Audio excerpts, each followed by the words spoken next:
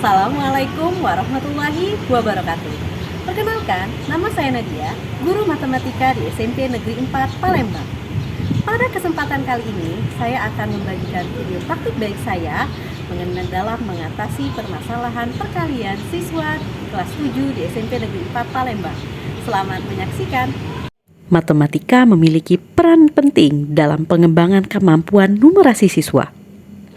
Hasil PISA 2022 menunjukkan peringkat yang naik, namun skor numerasi turun sebanyak 13 poin.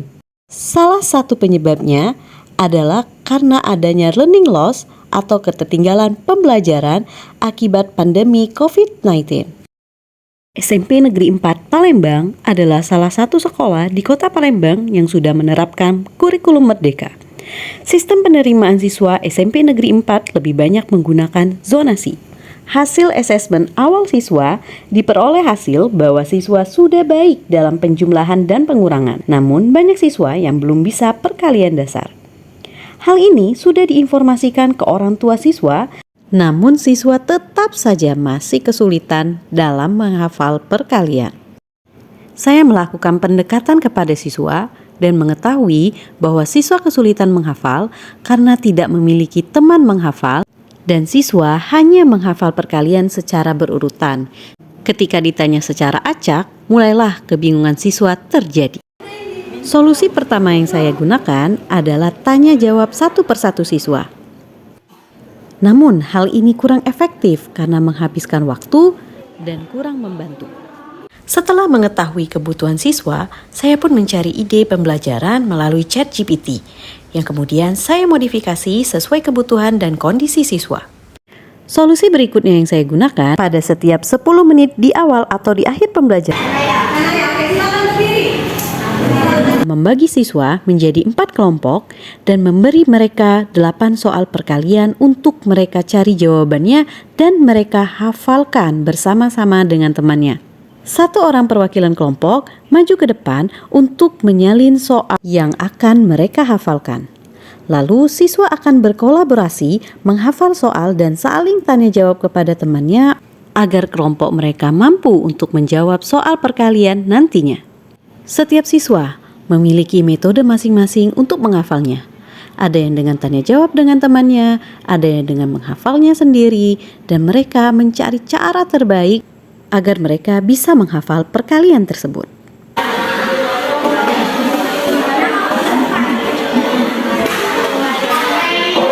Selanjutnya, guru melakukan spin.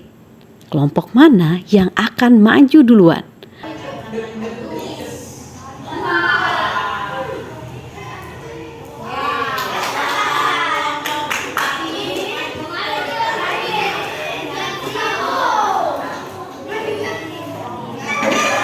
Guru pun memberikan pertanyaan secara acak sesuai dengan list yang sebelumnya sudah mereka salin. Pada awalnya masih ada siswa yang kesulitan dalam menghafal.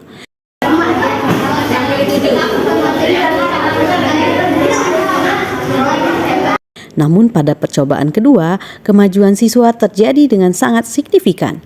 Padahal soal yang diberikan berbeda pada setiap pertemuan. Merupakan suatu kebahagiaan tersendiri bagi siswa ketika ia bersama dengan teman-temannya mampu menyelesaikan tantangan ini dengan baik.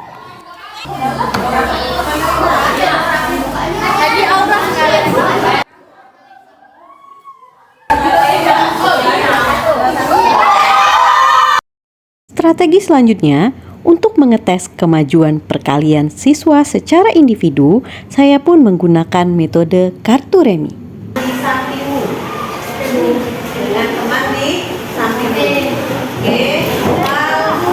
Siswa pun dijelaskan cara bermain dan mulai melakukan permainan ini. Oke, silakan.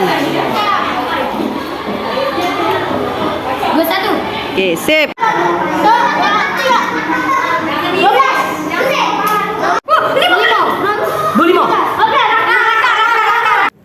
Tanpa sadar, siswa yang ikut menonton pun sebenarnya juga ikut menghafal dan menjawab perkalian. Kali 3. 12. Oke, 12. 6. Oke. Main dulu. 56, oke. 7. Setelah melakukan uji coba, Saya pun mengajak siswa untuk mengisi Google Form untuk mengetahui metode mana yang membantu mereka dalam menghafal perkalian. Hasilnya, menurut siswa, metode yang paling membantu mereka dalam menghafal perkalian adalah dengan soal perkalian per kelompok. Dan metode mana yang paling mereka sukai?